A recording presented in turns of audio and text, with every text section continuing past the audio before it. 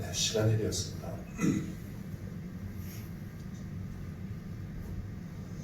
시간이 되었습니다.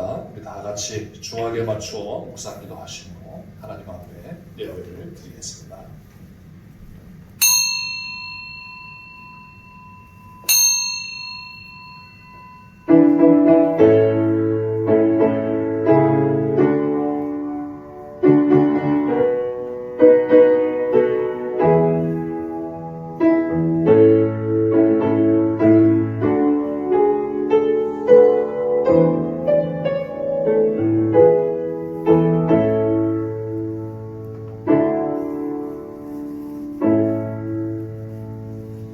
내가 전심으로 주께 감사하며 신들 앞에서 주께 찬송하리이다.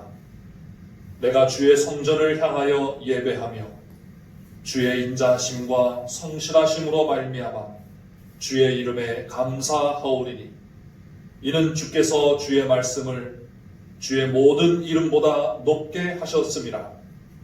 내가 간구하는 날에 주께서 응답하시고 내 영혼에 힘을 주어 나를 강하게 하셨나이다. 여호와여, 세상의 모든 왕들이 주께 감사할 것은 그들이 주의 입의 말씀을 들음이오며 그들이 여호와의 도를 노래할 것은 여호와의 영광이 크심이니이다. 여호와께서는 높이 계셔도 낮은 자를 굽어 살피시며 멀리서도 교만한 자를 아심이니이다. 내가 환난 중에 다닐지라도 주께서 나를 살아나게 하시고 주의 손을 펴사 내 원수들의 분노를 막으시며 주의 오른손이 나를 구원하시리이다. 여호와께서 나를 위하여 보상해 주시리이다. 여호와여, 주의 인자하심이 영원하오니 주의 손으로 지으신 것을 버리지 마옵소서. 아멘. 거룩하신 하나님 아버지, 영광과 찬송과 경배를 받으시기에 합당하신 성삼위 우리 주 하나님, 주님의 백성들이 거룩한 주의 날을 맞이하여 아버지 앞에 예배를 드립니다. 하나님 아버지, 우리의 예배를 기뻐 받아 주시옵고 아버지 하나님의 영광과 아버지 하나님의 은혜로 충만케 하여 주시옵소서. 예배 시작하는 시간부터 마치는 시간까지 아버지 하나님께서 온전히 영광 받아 주시옵기를 원하오며 예수님의 이름으로 기도하옵나이다. 아멘. 다 같이 찬송가 30장을 부르겠습니다. 30장 찬송가입니다. 찬송가 30장.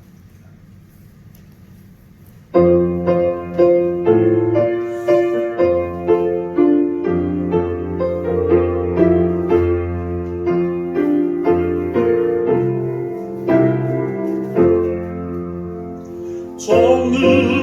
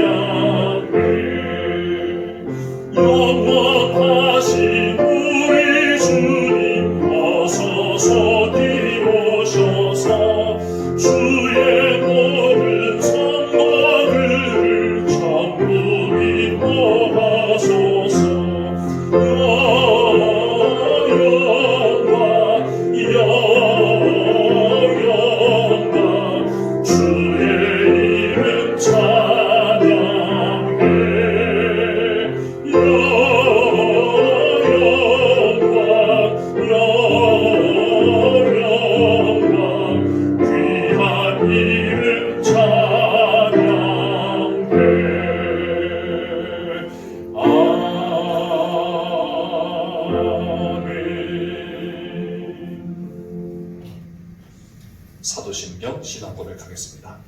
전능하사 천지를 만드신 하나님 아버지를 내가 믿사오며 그 외아들 우리 주 예수 그리스도를 믿사오니 이는 성령으로 잉태하사 동정녀 마리아에게 나시고 본디오 빌라도에게 고난을 받으사 십자가에 못 박혀 죽으시고 장사한 지 사흘 만에 죽은 자 가운데서 다시 살아나시며 하늘에 오르사 전능하신 하나님 우편에 앉아 계시다가 저리로서 산자와 죽은 자를 심판하러 오시리라.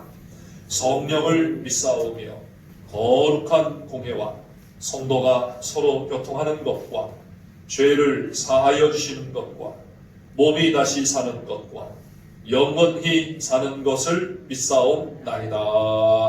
아멘.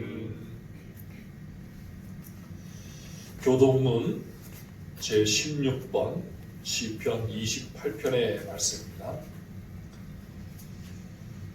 교동문 제16번 시편 28편의 말씀입니다.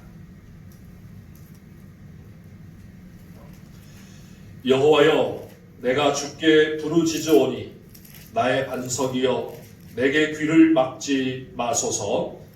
주께서 내게 성장하시면 내가 무덤에 내려가는 자와 그때가 하나이다. 내가 주의 성소를 향하여 나의 손을 들고 주께 부르짖을 때에 나의 간구하는 소리를 들으소서. 악인과 악을 행하는 자들과 함께 나를 끌어내지 마옵소서. 그들은 그 인생의 화평을 말하나 그들의 마음에는 악독이 있나이다. 그들은 여호와께서 행하신 일과 손으로 지으신 것을 생각하지 아니하므로 여호와께서 그들을 파괴하고 건설하지 아니하시리라. 여호와를 찬송하며 내 간구하는 소리를 들으시니로다. 여호와는 나의 힘과 나의 방패이시니 내 마음이 그를 의지하여 도움을 얻었도다. 여호와는 그들의 힘이시요 그의 기름 부음 받은 자의 구원의 요새이시로다. 아멘. 장세진 장로님 우리를 대표해서 기도하시겠습니다.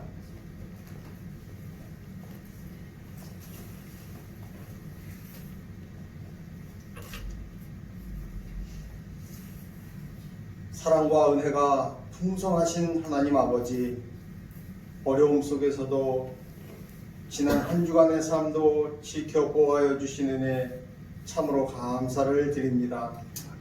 이 시간 각 가정에서 주님께 예배하는 백성들에게 은혜로 함께하여 주시고 신령과 진정으로 드리는 예배를 주님 기뻐받아 주시옵소서. 하나님 아버지, 지극히 평범하게 지내왔던 일상이 우리에게 얼마나 큰 은혜이며 축복이었는지를 다시 한번 깨닫습니다. 그동안 작은 일에도 하나님 앞에 감사하지 못하고 불평하였던 저희들의 어리석은 모습을 이 시간 회개하오니 주님 긍휼히 여겨주시고 용서하여 주시옵소서. 하나님 아버지, 공동체 예배를 드리지 못하는 안타까운 상황이 3월 내내 계속되고 있으며 전 세계 모든 나라와 인류가 바이러스의 공포 가운데 갈 바를 알지 못하는 이때 주님의 백성들이 더욱 기도에 힘써서 주님의 은혜를 간구하게 하여 주시옵소서. 하나님 아버지, 고통당하는 환자들을 위로하여 주시고 치료와 진료에 매진하는 의료진과 방역을 위하여 애쓰시는 모든 관계자분들을 끝까지 강한 손으로 붙들어 주시기를 간절히 원합니다. 한국교회의 모든 성도들과 온 국민들이 사회적 거리두기에 힘써서 하루속히 사회의 모든 분야에서 안정을 되찾고 교회 공동체 예배도 회복할 수 있는 은혜를 허락하여 주시옵소서. 하나님 아버지, 세계 선교 사명을 위하여 온 세계 열방에 나가 위험을 무릅쓰고 선교하시는 선교사님들과 그 가정을 지켜주시고 코로나19로 인하여 해외 선교에 어려움 당치 않도록 교회와 선교지마다 지혜를 주시고 은혜로 함께하여 주시옵소서. 하나님 아버지, 이곳에 양서중앙교회를 세우시고 지금까지 은혜와 축복으로 함께하여 주심에 감사를 드립니다. 교회를 증축하는 모든 과정에도 은혜로 함께하사 주님의 뜻 가운데 주님 기뻐하시는 형통한 길로 인도하여 주시고 온 성도들이 합심하여 감당할 때 어려움 당치 않도록 은혜와 복으로 채워 주시옵소서. 온 성도가 함께하는 성경 필사를 통하여 말씀의 소중함을 깨닫게 하시고 하나님 나라에 대한 소망을 허락하여 주시옵소서. 하나님 아버지, 어려움 가운데서도 하나님 나라와 교회를 위하여 날마다 기도하며 성도들에게 생명의 말씀을 전하시는 담임 목사님을 붙들어 주시고 지혜를 더하여 주시옵소서. 오늘도 선포되는 말씀을 통하여 성도들 모두 힘을 얻고 믿음이 더욱 굳건해지도록 역사하여 주시옵소서. 성도들의 크고 작은 기도에 응답하여 주시고 함께하여 주심에 감사를 드립니다. 성도들 한 심령마다 영육간의 강건한 은혜를 허락하여 주시고 특별히 노쇠하고 연약한 성도들을 눈동자와 같이 지켜보호하여 주시옵소서. 개학이 늦춰지며 가정에서 오랜 시간 지내야 하는 학생들과 청년들, 또 주님의 백성들을 지치지 않도록 성령님 끝까지 붙들어 주시옵기를 간절히 원하오며 지금도 살아계셔서 역사하시는 예수 그리스도 이름으로 감사하며 기도드리옵나이다. 아멘.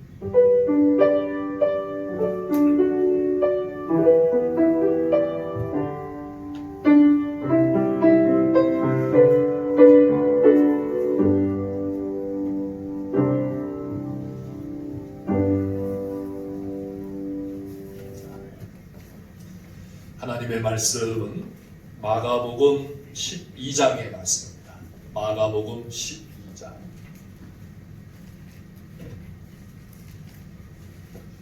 마가복음 12장 1절부터 12절까지 있는 말씀입니다. 신약성경 마가복음 12장 1절부터 12절까지 있는 말씀.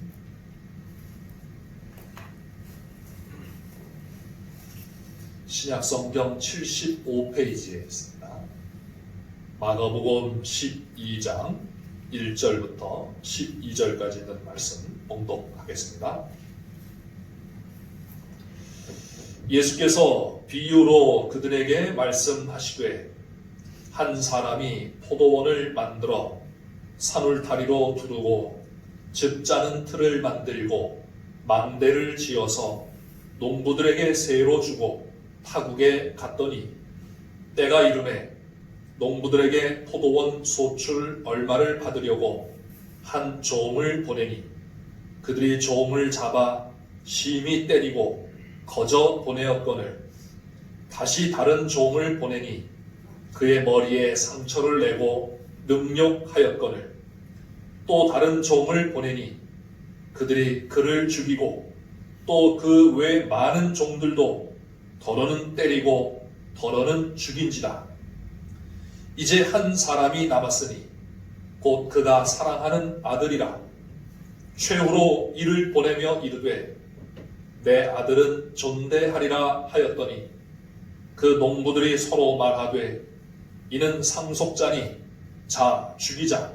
그러면 그 유산이 우리 것이 되리라 하고 이에 잡아 죽여 포도원 밖에 내던졌느니라. 포도원 주인이 어떻게 하겠느냐? 와서 그 농부들을 진멸하고 포도원을 다른 사람들에게 주리라. 너희가 성경에 건축자들이 버린 돌이 모퉁이의 머릿돌이 되었나니 이것은 주로 말미암아 된 것이요 우리 눈에 놀랍도다 함을 읽어보지도 못하였느냐 하시니라. 그들이 예수의 이 비유가 자기들을 가리켜 말씀하심인 줄 알고 잡고자 하되 무리를 두려워하여 예수를 두고 가니라. 아멘. 기도하겠습니다. 하나님 아버지, 저희들에게 다시금 아버지 앞에 예배하는 시간을 갖게 하시며 또 하나님의 말씀을 대할 수 있는 은혜를 주시니 감사하옵나이다. 하나님 아버지, 혼란스럽고 혼돈스러운 이 세상 속에서 하나님의 말씀을 통하여 다시금 힘을 얻게 하여 주시고 분별할 수 있는 지혜를 얻게 하시며 하나님의 거룩한 나라의 역사를 이루어가는 능력을 공급받게 하여 주시옵소서. 저희들의 믿음을 붙들어 주시고 아버지 하나님의 나라가 우리 속에서 왕성하게 이루어지도록 은혜를 내려 주시옵소서. 부족한 종을 붙들어 주시옵기를 원하오며 예수님의 이름으로 기도하옵나이다. 아멘.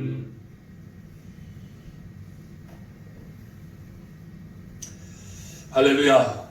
우리 사랑하는 성도 여러분, 코로나19 사태로 말미암아서 얼마나 힘든 그러한 시간을 보내고 계십니까? 어서속히 이 사태가 진정되었으면 좋겠는데 마음대로 되지 않는 것에 안타까울 뿐입니다. 그래도 우리 장로님 기도하신 것처럼 성도님들이 앞장서서 더 안정된 마음과 삶의 자세를 보여주셔서 이웃들에게 힘이 되게 하시기를 바라겠습니다. 이 원망과 불평은 더 악한 상황을 유발할 수 있지만 인내와 기도는 안정된 회복을 더 재촉할 수 있을 것입니다. 우리 사랑하는 성도 여러분, 오늘도 영상 예배로 예배를 드리는 가정마다 하나님 아버지께 영광이 되며 또 주님의 은혜가 넘치게 되시기를 주님의 이름으로 축원합니다. 오늘 말씀은 이제 마가복음의 마지막 1막, 2막, 3막 이렇게 구성이 되어 있는데 제 3막 안에 있는 그러한 내용의 말씀입니다.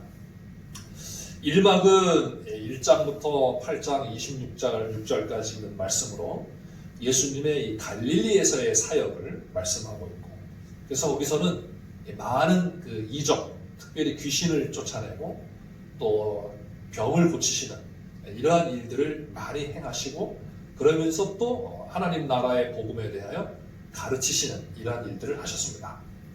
그런데 제2막은 이제 갈릴리에서 예루살렘으로 가시는 그러한 그 길에서 거기서 하시는 사역으로, 특별히 예수님의 제자들에게 예수님을 따르는 제자의 도가 뭔지 그것을 말씀하시고, 예수님을 따르는 따르는 도에 대해서 잘못 알고 있는 이 제자들에게 그것을 교정해 주면서 이렇게 하는 것이 진짜 나를 따르는 것이다. 이게 그리스도의 제자의 제자도다라고 하는 것을 가르치시는 그러한 일을 하십니다. 그리고 나서 이제 11장부터 마지막 16장까지는 예루살렘에 오셔서 하신 그러한 사역입니다. 그래서 나귀를 타고 예루살렘에 들어가시는 일부터 시작을 해가지고 예수님이 그 당시 종교 지도자들, 특히 대제사장들과 서기관들과 장로들, 또 바리새인들, 이러한 사람들과 충돌을 갖고 또 그들에 의해서 결국 순환을 받고 죽임을 당하고, 그러나 사흘 만에 다시 부활하신 이 사건을 기록하고 있는 것이 제 3막입니다. 이러한 그 산막 가운데 이제 오늘 말씀은 예수님이 성전에 들어가셔서 예루살렘에 딱 들어오셨을 때 나귀를 타고 입성하시고서는 제일 먼저 가신 곳이 어딘가 하면은 성전입니다. 예루살렘 성전을 들어가셨어요. 들어가셨는데 성전을 이렇게 쭉 둘러보시고 그리고는 날이 저물어서 그대로 막 성전 밖으로 나오십니다. 우리는 성전 하면은 이제 우리 교회 예배당을 떠올리기가 쉬운데 근데 그 성전 규모가 우리 이 규모하고는 전혀 차원이 다릅니다. 그래서 넓이는 280m에서 360m 정도. 한쪽은 280m 정도 되고 다른 쪽은 360m 정도가 됩니다. 어마어마한 것이죠. 그리고 길이는 약 550m 정도가 돼요. 그러니까 우리 교단에 이제 제일 크게 지은 교회가 사랑의 교회잖아요. 그죠? 사랑의 교회가 어마어마하게 이렇게 보이는데 근데 예루살렘 성전, 이 헤롯 성전하고는 비교할 수가 없어요. 제가 이제 북경에 가가지고 그 자금성을 들어갔는데 이 자금성이 얼마나 큰지 그냥 깜짝 놀랐습니다. 그런데 제자들도 마찬가지로 예루살렘에 와가지고 이 헤롯 성전의 이 위대함을 보고 헤롯 성전이 몇십 년 동안 지어진 거거든요. 헤롯 왕이 되었는데 유대의 왕이 되었는데 이 정통적인 혈통을 갖고 있지 못합니다. 그래서 이 유대인들의 마음을 사기 위해서 성전을 짓도록 했습니다. 그래서 몇십 년 동안 성전을 짓고 있는데 그런데 그 성전의 규모가 얼마나 큰지 여러분 한번 집에 가셔서 인터넷에 헤롯 성전 이렇게 한번 쳐보시면 그 헤롯 성전의 그 규모가 또 그 모습을 이렇게 가상적으로 이렇게 그려놓고 이렇게 한 그런 모습을 볼 수가 있습니다. 어마어마합니다. 자, 그래서 거기서 이제 그 요세푸스라고 하는 사람이 그 당시에 그 역사가인데 그 사람이 주후 66년 6월절에 그 헤롯 성전에서 드렸던 희생 양이 몇 마리인가라고 이렇게 기록하고 나온 것을 보니까 26만 5천 마리를 그 6월절 기간에 희생 양으로 드렸다는 겁니다. 어마어마한 것이죠. 뭐 재단 조그맣게 해가지고서는 그 양을 드릴 수가 없습니다. 그래서 이 어마어마한 이란 성전, 그 성전에 이제 들어가셨어요. 그리고 거기서 둘러보는 것만도 얼마나 한참 둘러봐야 되겠습니까? 그리고 날이 저물어서 예수님이 나오셨어요. 그리고는 이제 그 다음 날 성전에 들어가시면서 그러면서 무화과 나무를 보세요. 무화과 나무를 보시면서 무화과 나무를 보고서 시장하셔가지고 그 무화과 나무에게서 무화과 열매가 있는가 하고 가서 열매를 구하였는데 열매가 없어요. 그래서 예수님이 이 무화과 나무를 저주하십니다. 내게서 다시는 열매를 맺지 못하게 하리라. 그리고 그 다음날 성전에 들어가시는데 그런데 그 무화과 나무가 말라서 죽어버린 거예요. 그리고 이제 성전에 들어가신 예수님이 성전에 들어가셔서 하신 일이 뭔가 하면은 그 이방인의 뜰이라고 하는 그 뜰에서 이 장사꾼들이 이 제사로 드릴 제물인 양을 팔고 하는 이러한 모습을 보았습니다. 그래서 그 짐승들을 다 내어 쫓으시고 그리고 성전에 드리는 그 성전세를 바꿔주는 그런 환전상의 그 상을 뒤에 엎어놓으셨어요. 그래서 이것을 성전 척결이다 이렇게 말해요.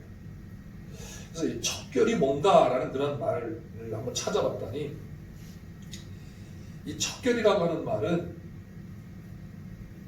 뼈를 발라내고 살을 도려내는 부패한 살을 도려내는 것을 척결이라고 말합니다. 그래서 예수님께서 그 성전에 들어가셔서 이 성전에 부패되고 타락한 그것을 마치 칼로 이렇게 도려내는 것 같이 그것을 제거하신 그러한 사건이다 해야죠. 성전 청결 사건 또는 성전 정결 사건 뭐 이렇게 말하는데 또 성전 척결 사건 이렇게 말씀하기도 합니다. 그래서 성전을 예수님께서 새롭게 하시는 그런 모습을 보여주었습니다. 자, 그때 이 유대인의 종교 지도자들이 대제사장들과 서기관들과 장로들이 예수님에게 뭐라고 말을 하는가 하면 네가 무슨 권위로 이 일을 하느냐 이렇게 말을 합니다. 자, 이 말이 굉장히 중요한 말이에요. 마가복음 이 전체에 어떤 아주 중요한 그런 핵심적인 단어가 아닌가 이렇게 생각이 됩니다.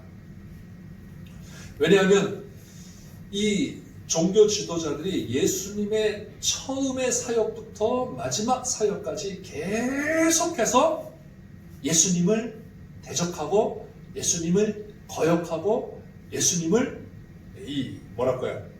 힘들게 하는 그러한 존재로 계속 나옵니다. 그래서 1막에서부터 나옵니다. 2막에서는 이제 잠시 그것이 사라지죠. 왜냐하면 예수님과 그 제자들이 함께 이제 길을 걸어가면서 예루살렘으로 향하고 있기 때문에. 그런데 그러한 그들의 모습이 제3막 예루살렘에 와서는 완전히 직접적이고 노골적으로 나타납니다. 이게 뭔가 하면 바로 내가 뭔데 이러한 일을 하느냐라는 겁니다. 그것이 그 마음이 예수님의 이 성전 척결 사건을 통하여서 직접적으로 드러난 것입니다. 내가 무슨 권위로 이 일을 행하느냐는 거예요. 쉽게 말씀을 드리면 네가 뭔데 이런 일을 하느냐는 것입니다. 이 권위라는 말, 권세라고 이렇게 하는데 이것은 높은 분으로부터 받은 지위를 말합니다. 성전에서 어떤 일을 하려면 그 성전의 지도자들에게 허락을 받아야 됩니다. 허락을 받아야 그 성전 안에서 뭐 가르칠 수도 있고 무슨 행위를 할 수가 있는 겁니다. 근데 누가 이 권한을 너한테 부여해 주었느냐라는 거예요. 우리는 너한테 부여해 준 일이 없다라는 것이죠. 근데 네가 뭔데 여기서 이렇게 하느냐라는 것입니다. 그때 예수님이 말씀하십니다. 무슨 말씀이냐? 나도 너희에게 한 가지 묻겠다라는 거예요. 그래야면 만약에 너희들이 대답을 하면 나도 무슨 권위로 이렇게 하는 일을 하는지 너희에게 알려주겠다. 그러면서 질문하신 게 요한의 세례가 하늘로부터냐 사람으로부터냐 대답을 해봐라. 그래서 이들이 대답을 못합니다. 왜냐하면 하늘로부터라고 하면 어찌하여 그를 믿지 아니하였느냐? 그 전에 세례 요한이 뭐라고 했습니까? 회개하라. 회개하라. 하나님의 나라가 가까이 왔다. 회개하고 하나님의 나라를 받아들이라 이렇게 말하거든요. 그러면 너희들도 회개하고 하나님 나라를 받아들여야 되는데 하나님 나라가 누구예요? 예수님 아닙니까? 그리스도 아니에요. 그분을 받아들여야 되는데 너희들이 그 세례 요한의 말을 듣지 아니하였다는 거예요. 그럼 하늘로부터 내려온 권위를 가진 그러한 세례 요한의 말을 듣지 아니했으면 너희는 악하다는 것이죠. 반대로 사람으로부터다라고 이렇게 말을 하려면 모든 백성들이 지금 다 세례 요한을 하나님의 선지자로 알고 있기 때문에 그 백성들이 두려워가지고 말을 못한 겁니다. 그러니까 예수님이 말씀하세요. 나도 무슨 권위로 이런 일을 하는지 너희에게 대답하지 아니하겠다. 자, 이러고 나서 하신 말씀이 비유로 하신 말씀이 오늘 우리가 읽은 이 포도원 농부의 비유 말씀입니다.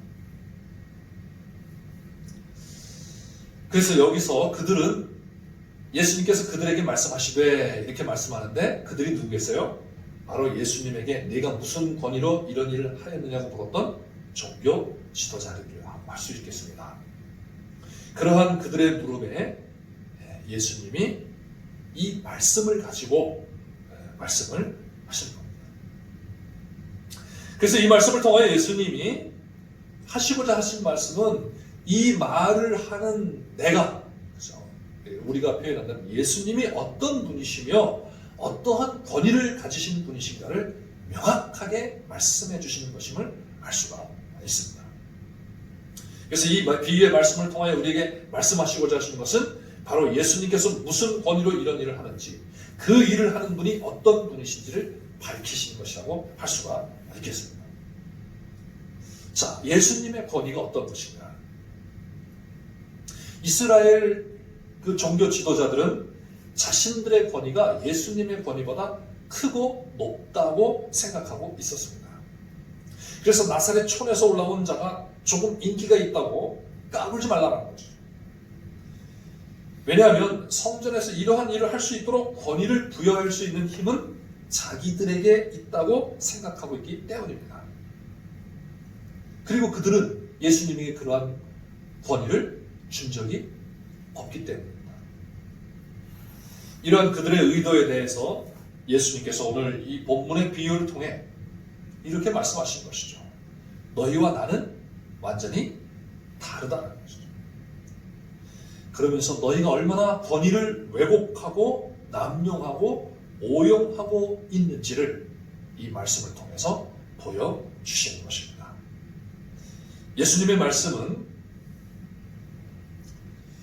첫째는 너희는 소작인 농부에 불과한 존재라는 것을 말씀을 하십니다.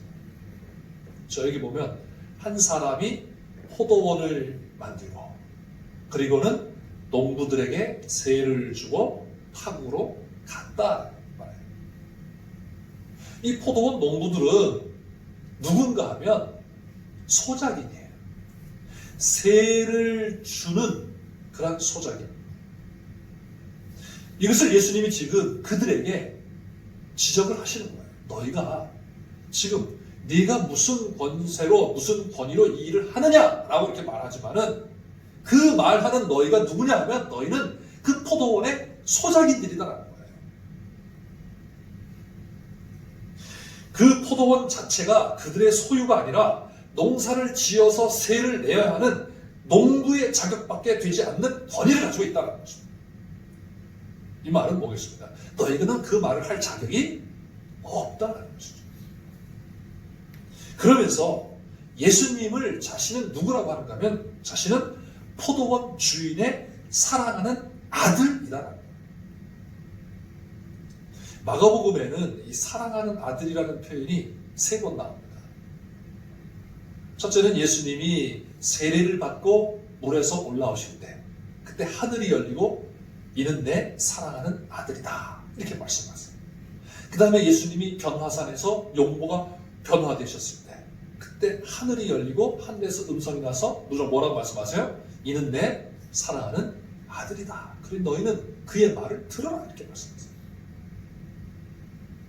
이 사랑하는 아들이라고 하는 이 표현을 통해서 이 말씀을 하고 있는 예수님이 바로 그 사람이다라는 거예요. 누구예요? 하나님의 아들이라는 거예요. 자, 아들은 아버지를 대신하는 자예요. 그러니까 이 포도원의 원래 주인이 누구라는 거예요? 아들 거라는 겁니다.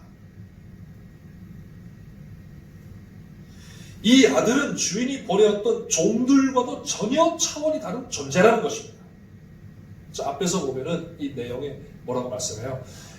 주인이 그 소출의 얼마를 받으려고 종들을 보냅니다. 종들을 보내요. 계속해서 보내요. 근데 그러한 종들하고도 이 사랑하는 아들은 전혀 다른 존재라는 거예요. 차원이 다른 존재입니다. 그렇기 때문에 전혀 차원이 다른 권위를 가지신 분이라는 것을 말씀해 주신 것이죠. 종교 지도자들, 너희 대제사장들, 너희 서기관들 엄청난 권위를 가지고 있는 것처럼 이 성전에서 너희가 이 성전을 좌지우지하고 있지만은 그런데 실제는 너희가 뭐다? 너희는 이 성전을 맡은 소작인에 불과하다. 그리고 진짜 이 성전의 주인은 누구냐 하면 바로 사랑하는 아들인 나다. 이것을 말씀하는 것입니다. 그런데 이들은 그들에게 주어진 이 권위를 남용하고 오용하고 왜곡을 해버렸습니다. 그들의 이 남용과 오용과 왜곡은 그들의 행위와 열매를 통해서 알 수가 있습니다. 이들은 주인으로부터 세를 내고 소작으로 일하는 일꾼들이 주인에게 드려야 할 세는 드리지 않고 오히려 주인의 세를 받으러 온 주인의 종들을 때리고 능욕하고 상처를 입히고 죽이는 일을 했습니다. 이 종들은 구약의 선지자들을 의미한다는 걸 다 잘 알고 있지 않습니까? 선지자들이 왜 왔는가 하면 하나님께서 선지자들을 보내신 이유는 원래는 제사장들을 통하여서 또 레위 사람들을 통하여서 하나님의 율법을 하나님의 백성들에게 가르치고 하나님께 예배를 온전하게 드리도록 가르치고 예배를 드릴 수 있도록 그러한 역할을 하도록 했습니다. 그런데 이들이 그 권위를 가지고 기득권을 행사하는 거예요. 그래서 이 하나님의 이 예배, 하나님의 이 종교, 이것을 왜곡시켜버린 겁니다.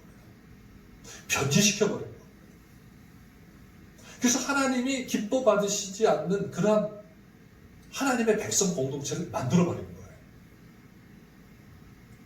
그래서 하나님은 이것을 지적하시고 이것이 잘못된 것임을 깨우치시고 그리고는 이스라엘로 하여금 다시 하나님께로 회개하고 돌아와서 하나님께 온전한 하나님의 백성으로 하나님을 섬길 수 있도록 하기 위해서 보낸 사람들이 선지자들입니다. 근데 그들은 어떻게 했어요? 그들을 때리고 상처를 입히고 능욕하고 심지어 죽여버렸죠. 구약의 마지막 선지자가 누구였습니까? 바로 예수님 바로 앞에 왔던 세례 요한이었죠. 세례 요한을 어떻게 했습니까? 물론 헤롯 왕이 죽였지만 헤롯 왕도 이스라엘에 속한 사람 아니에요. 그를 죽여버렸습니다. 자, 이 일은 사실상 상식적으로는 일어날 수 없는 그러한 일입니다. 원래는 주인으로부터 세를 얻어 농사를 짓고 소출을 내어서 삶을 살아갈 수 있게 된 것에 대해서 어떻게 해요? 감사하면서 주인에게 세를 잘 드리면서 주인께 충성하는 것이 마땅한 것 아니겠습니까? 그런데 그들은 자신들의 위치를 망각하고 주어진 권위를 왜곡하며 남용하고 오용하였던 것입니다. 그 결정적인 예가 바로 앞에서 말씀드렸던 것처럼 성전에서 바쳐지는 희생 제물을 장사하고 성전세를 바치는 것을 환전하면서 불의의 이득을 탐하는 것으로 나타나는 것입니다. 그리고 그러한 그들의 죄를 지적하는 자들을 가차없이 제거함으로 자신들의 왜곡된 권위를 지켜나갔던 것입니다. 이것을 주님께서 지적하고 계십니다. 이들의 탐욕과 권위의 오용과 남용은 그 절정이 어디에 이르렀는가 하면 주인의 사랑하는 아들을 죽이는 데까지 이르렀습니다. 그래서 예수님은 이 말씀을 통하여 자신이 어떠한 대우와 거절과 대적과 죽임을 당하게 될 것인가를 말씀하고 계신 것입니다. 마치 주인의 사랑하는 아들을 죽여 포도원 밖으로 내던진 것처럼 예수님께서 이스라엘 밖으로 내던져지는 죽임을 당하게 될 것을 말씀하고 있습니다. 그래서 어떻게 됐습니까? 결국 골고다라고 하는 그러한 곳에서 예수님을 십자가에 예루살렘 영문 밖 골고다 언덕에 십자가를 세워 예수님을 십자가에 못 박아 죽인 건 아닙니까? 사랑하는 성도 여러분, 이 권위라고 하는 것은 굉장히 좋은 것입니다. 또 소중한 것입니다. 왜냐하면 권위를 받아서 어떤 역할을 할 수가 있기 때문입니다. 그런데 이것이 왜곡될 때 그때 거기에는 완전한 반역이 이루어지게 됩니다. 그리고 이 권위는 상당히 오해될 수 있고 왜곡될 수 있고 남용될 수 있다라는 것입니다.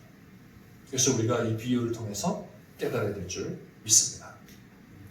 그러면 왜 이러한 권위의 왜곡과 오용과 남용이 이루어지게 되느냐라는 것이죠. 왜 일어나느냐라는 것입니다. 그래서 오늘 본문을 보면 첫째, 주인의 것이 자기 것인 것처럼 착각할 때 이러한 왜곡과 남용이 이루어진다는 것입니다. 오늘 본문을 보면 사랑하는 아들을 보내며 주인이 이렇게 기대합니다. 그들이 내 아들은 존대하리라 이렇게 말해요. 그런데 그들은 어떻게 말합니까? 이는 상속자니 자 죽이자. 그러면 그 유산이 우리 것이 되리라 이렇게 말해요. 주인의 포도원을 자기 것으로 착각을 하는 것입니다. 거기에서 권위가 왜곡되고 남용되는 겁니다. 그렇게 하면 자기 것이 되리라고 생각을 하였던 것입니다. 이것이 얼마나 무서운 것인지 모릅니다. 이 땅의 무서운 사건들, 무서운 문제들 속에는 바로 이러한 것들이 숨겨져 있습니다. 자기에게 주어진 권위가 무엇인지를 바르게 알지 못하고 그것에 대해서 왜곡하고 남용하고 오용할 때 얼마나 큰 문제가 발생하는지 모릅니다. 그 권위가 크면 클수록, 그 역할이 크면 클수록 그 문제가 심각한 것 아니겠습니까? 오늘 본문에 보면 이들은 그 포도원을 자기의 것으로 사유화합니다. 그리고 거기서 발생하는 이득을 최대한 증폭시키려고 합니다. 증폭시키려고 합니다. 그러니까 성전을 예로 들면 26만 5천 마리. 말이 26만 5천 마리지. 값을 이렇게 계산하기가 참 어렵습니다. 그 한 마리에 10,000원씩만 붙여도 얼마나 되겠습니까? 6월절 때만 그런데 절기마다 또 이스라엘 백성들이 성전에 감사해서 올라오고 또 죄를 짓고 속죄제를 드리기 위해서 올라오고 또 하나님 앞에 헌신하기 위해서 올라오고 얼마나 많은 양들이 얼마나 많은 짐승들이 거기서 매매가 되겠습니까? 그러면서 얻는 이득이 얼마나 컸겠습니까? 그래서 거기에서 발생하는 이득을 최대한 증폭시키려고 합니다. 이게 뭔가 하면 그것을 자기가 받고 하나님께 안 드리는 거예요.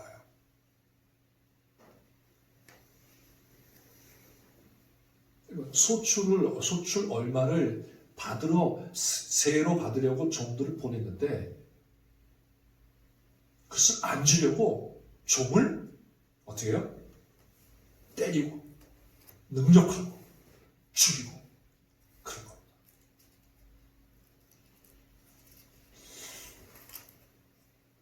이러한 사람들은 자기의 권력을 최대한 늘려서 그 권력을 가지고 자기가 원하는 대로 움직이려고 하게 하는 그런 모든 모습으로 나타나게 되어 있습니다.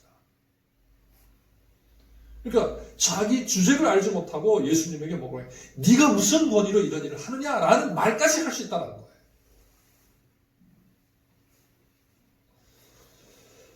네, 오늘 우리 시대에 정말 이러한 모습들이 얼마나 많이 나타나고 있는지 모릅니다. 우리 교회 안에서도 이러한 모습들이 너무 많이 나타납니다. 말씀드리기도 부끄러운 일들이 얼마나 많은지 모릅니다. 우리가 이단으로 이야기하기도 하고 또 저 사람은 우리와 달라 이렇게 이야기도 하지만 반면에 우리들은 어떤지 우리가 한번 생각해 봐야 되지 않겠습니까? 이 권위를 목사의 권위, 장로의 권위, 성도의 권위, 이 교회의 권위 이것이 얼마나 지금 정말 속된 말로 땅바닥에 떨어져 있습니다. 사랑하는 성도 여러분, 오늘 우리가 이 코로나19 사태로 말미암아서 많은 어려움을 겪고 있는데 그런데 정말 안타까운 것은 무슨 문제만 생기고 그것에 대해서 지적을 하면은 제일 먼저 언급하는 게 뭐예요? 교회를 언급하고 있습니다.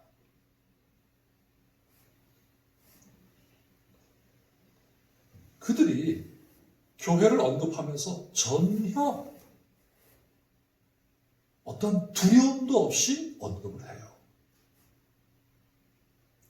여러분, 우리가 누구에 대해서 이야기하려면 만만한 사람에 대해서는 그냥 막 이야기하지 않습니까? 그렇죠? 그런데 귀중한 사람에 대해서는 우리가 함부로 말을 못합니다. 설령 그가 좀 실수를 저질렀어도 그것에 대해서 함부로 이야기를 못합니다. 그렇다면 지금 교회에 대해서 이렇게 이야기한다는 것은 뭐예요? 반대로 이야기하면 교회의 권위가 떨어졌다는 거예요. 땅바닥에 떨어졌다는 거예요. 그래서 함부로 말을 해도 전혀 개의치 않게 되었다는 것입니다. 저는 이번 사태에 이러한 모습을 보면서 너무너무 속상합니다. 너무너무 속상해요. 이것은 무엇을 반증해내는가 하면 우리가 그동안 하나님이 우리에게 주셨던 이 권위를 너무 왜곡시켰고 너무 오용했고 너무 남용했다는 것 아닙니까?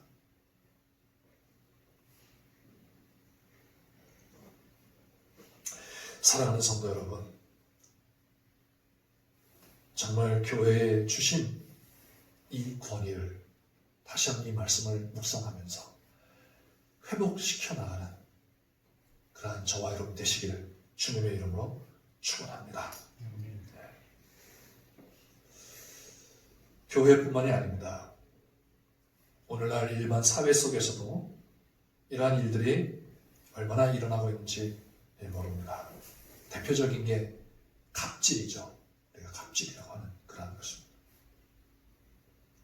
현대 인간의 엄청난 지식과 부의 능력으로 인해서 이러한 일들이 얼마나 일어나고 있는지 모릅니다.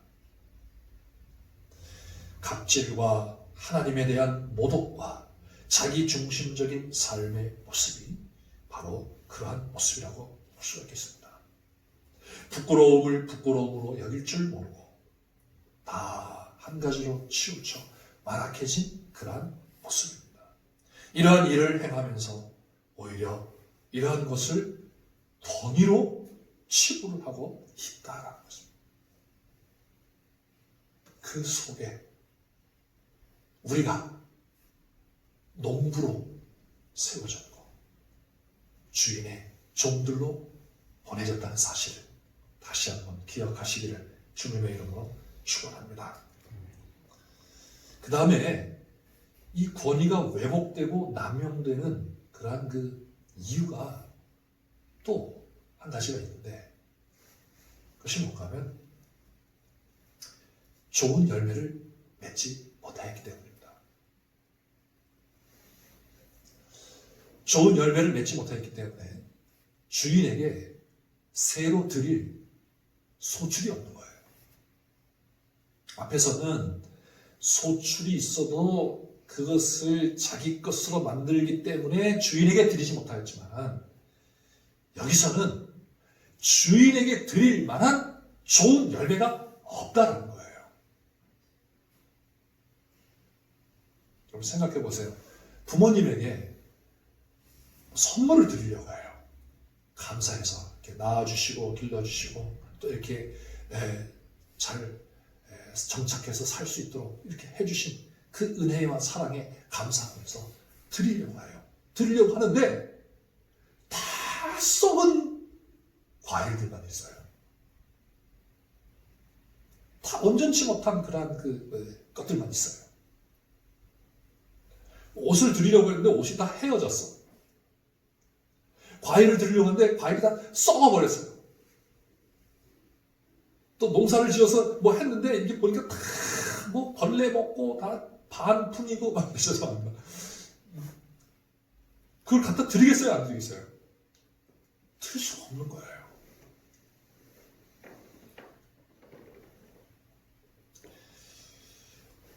성경 말씀에 마치 잎만 무성한 무화과 나무와 같은 모습입니다.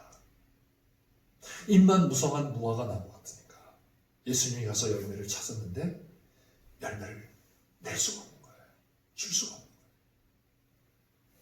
포도원 주인이 농부들에게 종을 보내서 가서 그들의 소출 얼마를 이렇게 새로 받아오라고 보냈는데 그들이 새로 줄 만한 열매가 없는 겁니다.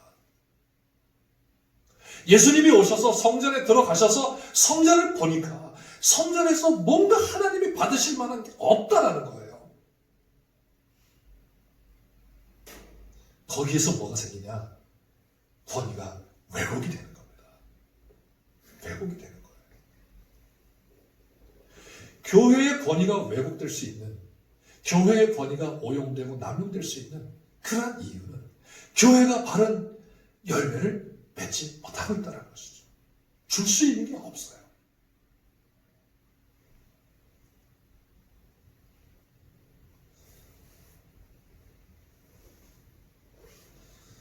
주인에게 드릴 것이 없기 때문에 오히려 완악해지고 강팍해지는 것입니다. 앞에서 말씀을 드린 대로 그들이 거둔 열매는 불의와 탐욕과 악과 교만과 미성이었습니다. 이러한 것을 어떻게 주인에게 드릴 수 있겠습니까? 그렇게 했다가는 당장의 심판을 받을 수밖에 없는 건 아니겠습니까? 그래서 그들은 소출 얼마를 받으러 온 종들에게 그렇게 대적하고 거절하고 죽여버렸던 것입니다. 오늘 우리들에게서도 마찬가지입니다. 좋은 열매를 맺지 못하면 떳떳해질 수 없고 더 깊은 어둠 속으로 들어가 거절하고 대적하는 자리에까지 나아갈 수밖에 없는 그런 것 아니겠습니까? 사랑하는 성도 여러분, 예수님 말씀하셨어요. 밭에 대한 비유를 말씀하시면서 좋은 밭에 떨어진 씨가 열매를 맺는다 그랬습니다.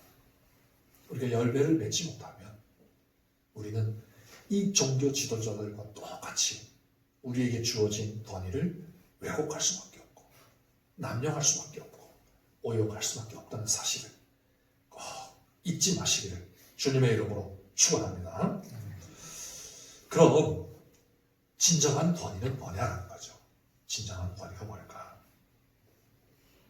예수님은 이러한 그들에게 진정한 권위가 무엇인지를 말씀해 주십니다. 첫째는 자비입니다. 자비. 뭐라고요? 자비.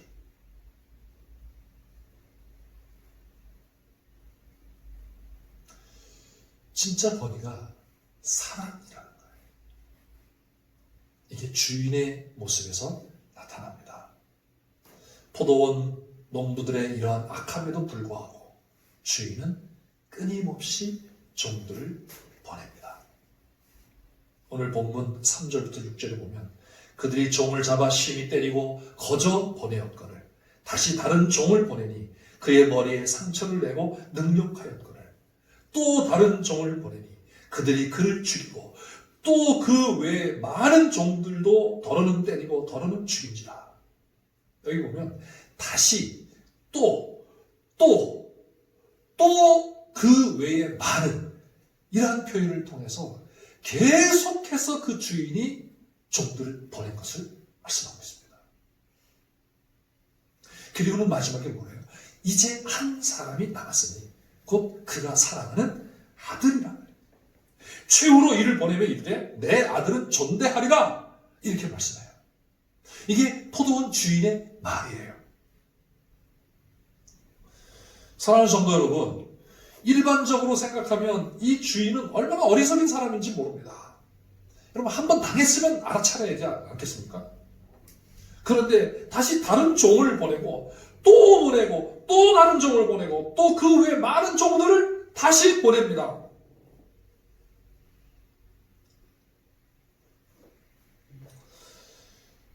여러분 이럴 수 있겠습니까?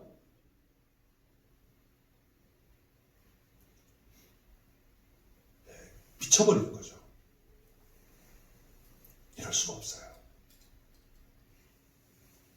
그들이 어떤 존재인지를 너무나도 뻔히 파악할 수 있는데 그런데 이제 한 사람 남았다고 하면서 자기의 사랑하는 아들을 보냅니다. 어떻게 되겠습니까? 너무나도 뻔한 것 아니겠습니까? 이제 이 주인은 이 아들을 보냅니다. 주인의 아들, 자기가 사랑하는 그 아들이 죽임을 당할 것을 뻔히 알면서도 그 아들을 보내는 거예요. 이게 권위입니다. 이게 권위예요. 이게 진정한 권위가 아니겠습니까? 이것이 주인의 능력입니다. 자기 아들이 어떻게 될 것을 알면서도 보낼 수 있는 것, 이것이 진정한 권위이며 능력이라고 저는 생각을 합니다. 이 말씀을 보면서, 어제 이 말씀을 보면서 얼마나 가슴이 뭉클한지 모르겠어요. 야, 이렇게 완악하고 강박한 그런 우리들을 위하여서 뻔히 자기 사랑하는 아들을 죽일 줄 알면서도 그 아들을 보내시는 분, 그분의 능력이요, 그분의 권위 아니겠습니까? 아버지가 사랑하는 아들을 기꺼이 내어줄 수 있는 능력, 내 것이라 주장하지 아니하시며 거침없이 자기를 거역하는 그들을 향해 기대를 가지고 내어주실 수 있는 이 자비의 능력, 이 사랑의 능력, 이것이 진정한 권위요 능력입니다. 이 사랑과 자비 앞에 누가 견딜 수가 있겠습니까? 예수님이 말씀하신 거 아닌가? 그럼 우리 교회의 권위가 뭐에 있겠습니까? 우리 양서중앙교회의 권위가 뭐에 있겠습니까? 교회를 증축한다. 이게 권위가 아니죠. 진짜 권위는 뭐예요? 완악하고 강박한 세상에 보내지면 또 거절을 당하고, 보내지면 또 대적을 당하고, 보내지면 상처를 입게 되고, 보내지면 능력을 받게 되고, 보내지면 죽임을 당할 것을 알면서도 그들을 사랑하면서 그들에게 나아가는 것, 이게 진짜 교회의 능력 아니겠습니까? 이게 잃어버려진 거예요. 열매가 없어요. 자기들의 이득을 위해서. 여러분, 공무원들이 교회에 와서 이거 검사를 하면 어때요? 좀 너무 좋은 것 같아요. 왜? 그 사람들은 언제 교회를 와보겠습니까?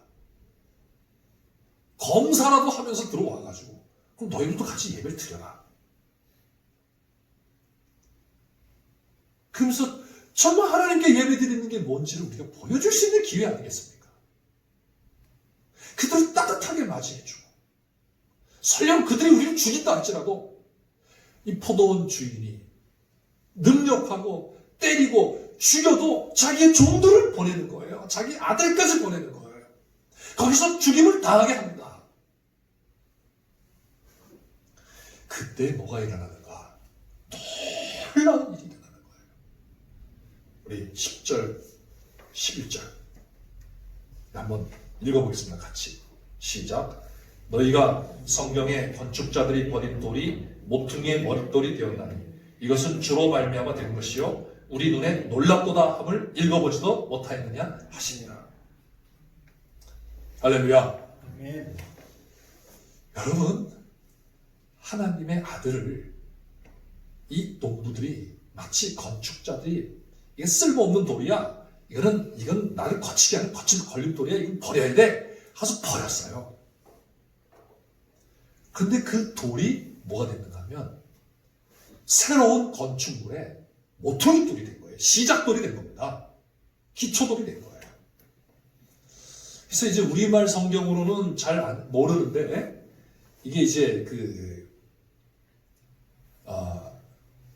히브리말 성경, 히브리 말로는 여기 지금 이 10절, 11절이 시편을 인용한 거거든요. 시편 118편을 인용한 건데, 거기에 이 돌이라고 하는 이 단어가 뭔가 하면은 에벤이라는 거예요. 에벤.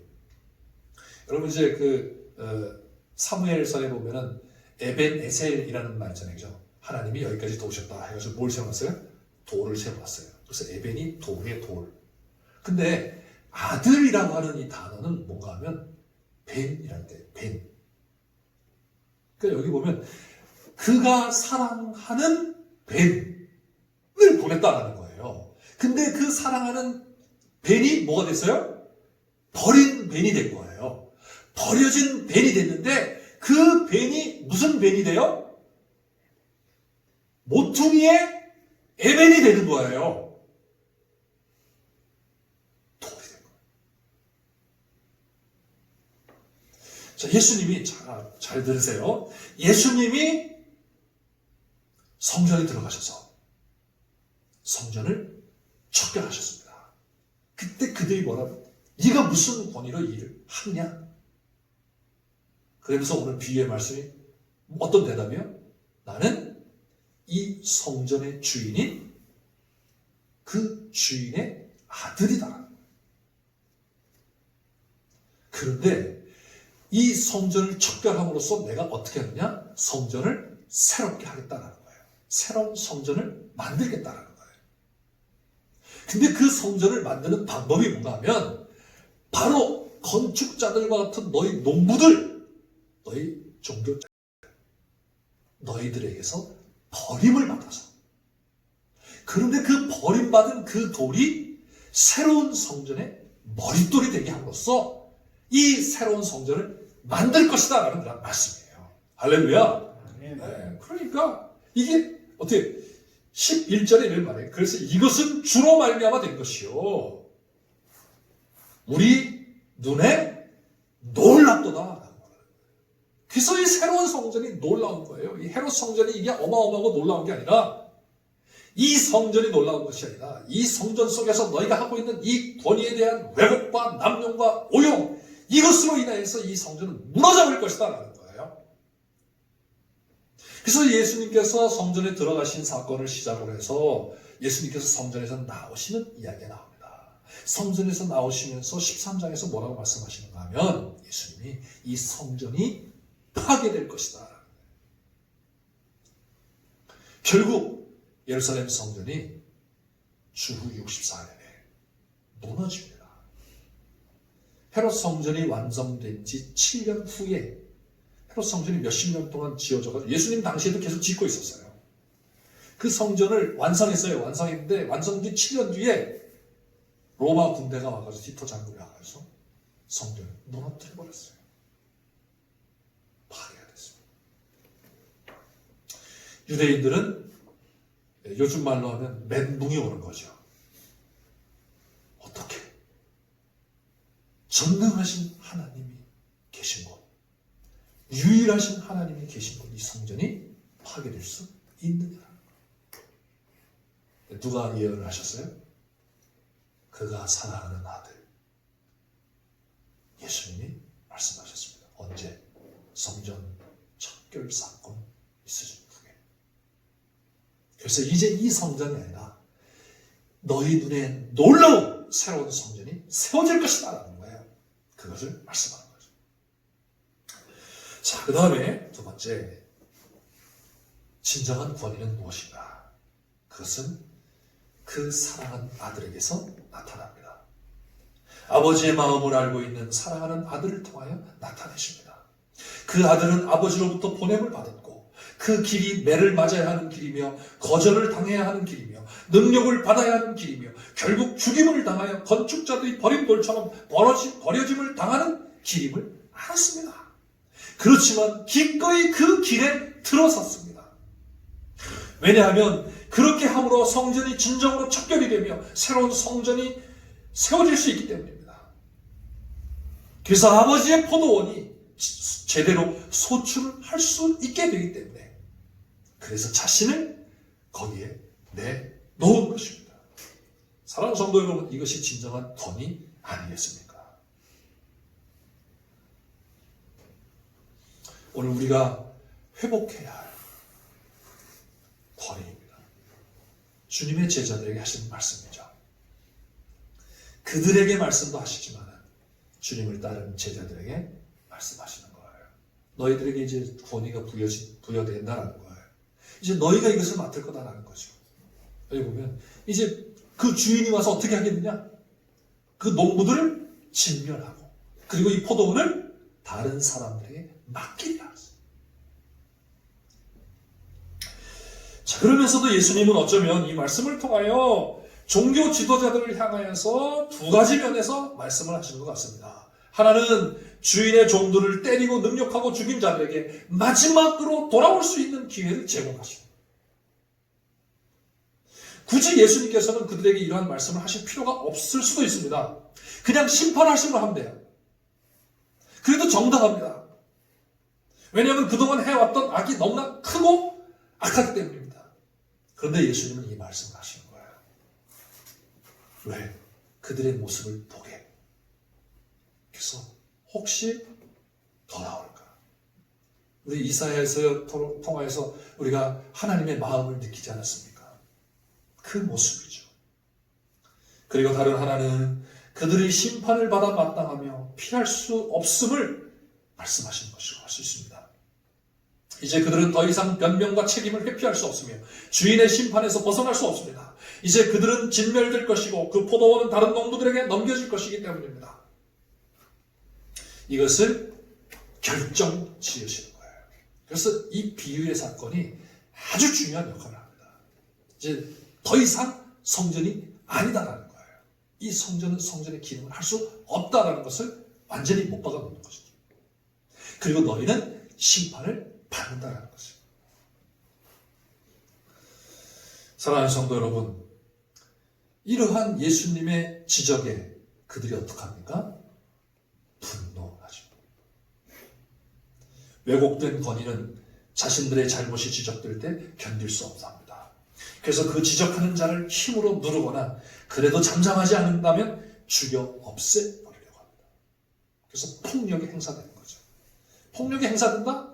그 뭔가 잘못된 권위라는 거죠. 진짜 두려워야 할 분을 두려워하지 않고 사람을 두려워하게 됩니다.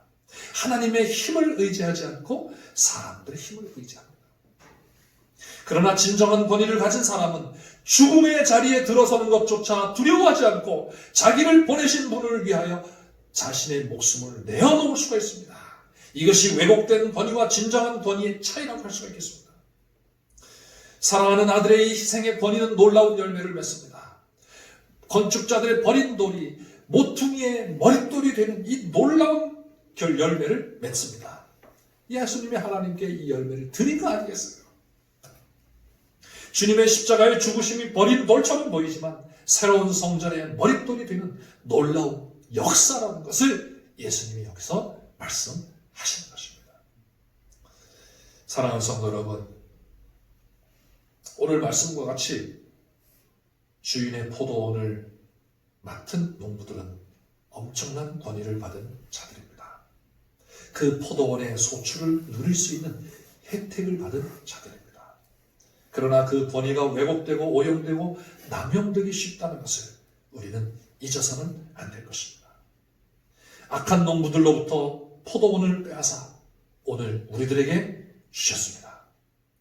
이제 우리의 권위가 누구로부터 온 것인가를 분명하게 기억하며 그 권위를 오용하거나 남용하는 자가 아니라 주인의 아들 되신 주님의 권위를 인정하며 주님과 함께 동행하며 진정한 열매를 풍성하게 맺게 하여서 주님께 영광을 돌리며 그분의 나라를 왕성하게 이루어가는 주님의 참된 제자가 되시기를 주님의 이름으로 축원합니다. 기도하겠습니다. 하나님 아버지, 오늘도 말씀을 통하여 우리 주님이 어떤 분이신지를 또 주님을 보내신 아버지 하나님이 어떤 분이신지를 다시 한번 깨닫게 하시니 감사하옵나이다.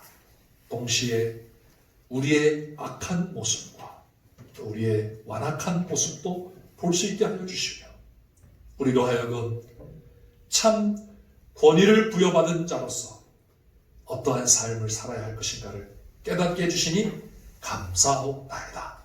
이 시대 하나님의 권위와 교회의 권위와 성도의 권위가 땅바닥에 떨어져 있는 이러한 모습을 안타깝게 바라보며 참된 권위를 회복해 나갈 수 있는 저희들 되게 하여 주시옵소서.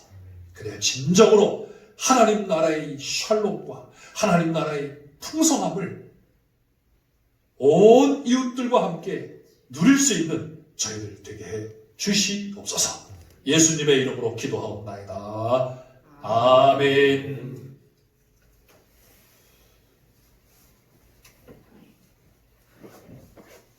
교회 소식을 말씀드립니다.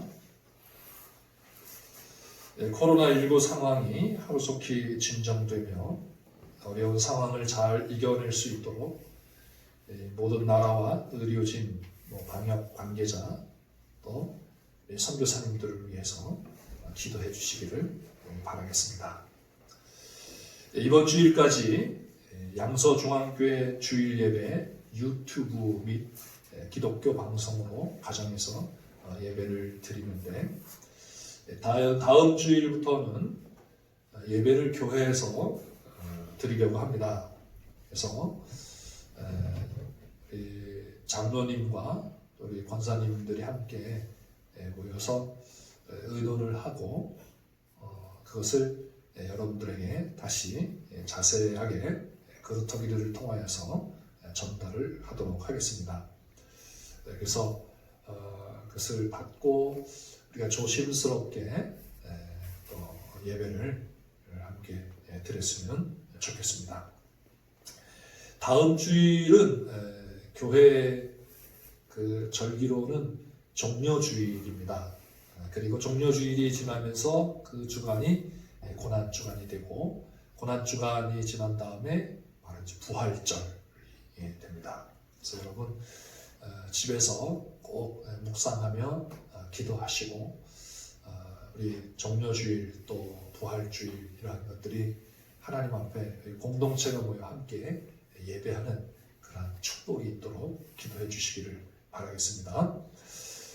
교회 증축을 위해서 지금 사회적으로 많이 어려웠고, 그런데 이러한 일들이 무리 없이 잘 순탄하게 진행이 될 수 있도록 여러분 기도해 주시기를 바라겠습니다. 또 교회 증축 및 이 역사의 기념물로 우리가 성경 필사를 하려고 이렇게 하는데, 여러분 함께 동참해 주셔서 감사를 드리고, 또 아직까지 동참하시지 못한 분들은 또 다시 한번 마음을 가다듬으시고 함께 동참을 해주시면 고맙겠습니다. 이번 주에 이제 그 각 기관장들을 통해서 여러분들에게 연락을 드릴 겁니다. 그래서 필사위원장과 함께 그러한 그 진행 상황을 연락을 드리면 연락을 받고 함께 이렇게 동참을 해주시면 고맙겠습니다. 이제 다 같이 찬송가 290장 찬송가 부르신 후에 우리 말씀을 가지고 기도하고, 또 나라와 또 선교사님들을 위해서, 또 교회 증축을 위해서 함께 기도한 후에 제가 헌금 기도하고 그리고 축도하심으로 예배를 마치겠습니다. 290장 찬송입니다.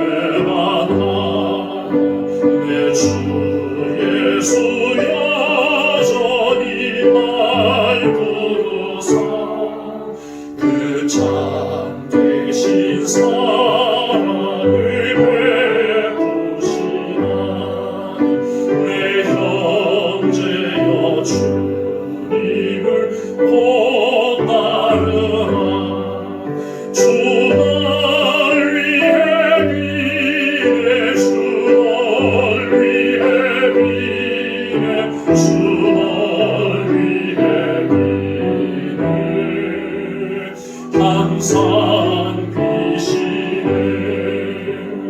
주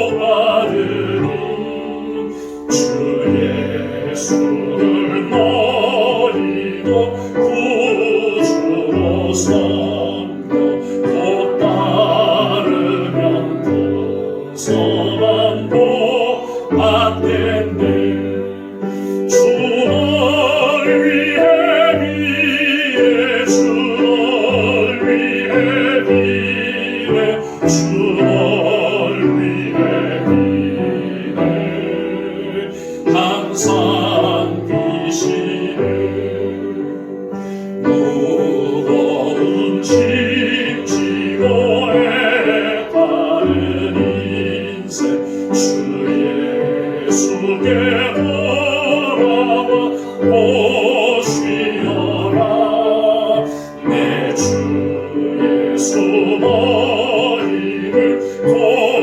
고르실 때에 참 복락과 의가 넘치겠네. 주 널 위해 비네 주 널 위해 비네 주 널 위해 비네 항상 비시네.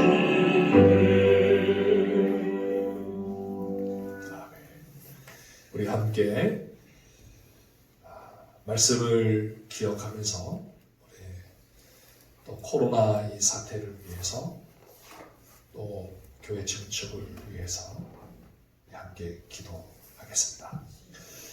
하나님 아버지 말씀하면서 하시는 우리 주님이 어떤 분이신지 주님의 그 권위 앞에 우리를 섬기려 주님을 수 계시니 감사합니다. 주님을 위해 계신 아버지 하나님 그 사랑의 권위를 다시 한번 깨닫게 하시니 감사합니다. 주님을 닮아가게 하시니 아버지 하나님을 닮아갈 수 있도록 주시옵소서.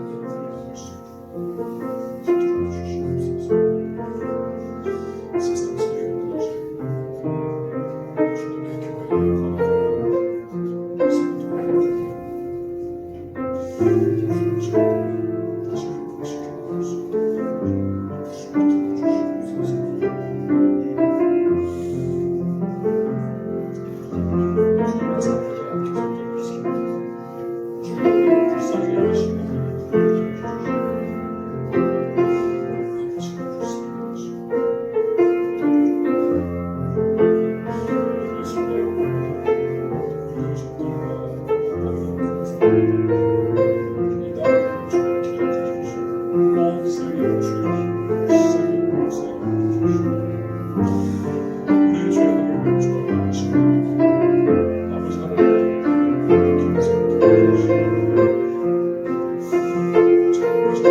소리를 들으시고 주님의 교회에 관하여 성도를 다시 회복시켜 나갈 수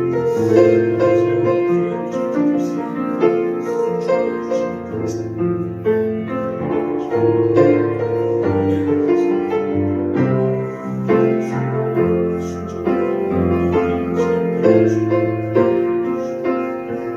주시옵소서.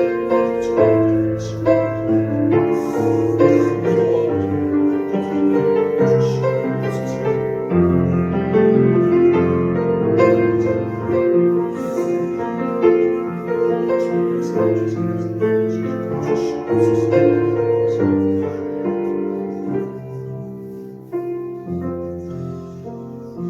하나님 아버지, 오늘도 각 가정에서 주님의 이름으로 하나님 앞에 예배하는 주님의 백성들을 기억해 주시고, 이러한 상황 속에서도 아버지 하나님의 은혜와 사랑에 감사하며 참 하나님의 백성들로 살아갈 수 있게 해주심에 감사하며 그 마음을 하나님 앞에 예물로 드립니다. 하나님 아버지, 기뻐 받아 주시옵소서. 그리고 저희들에게 어서속히 참된 일상을 허락하여 주시고,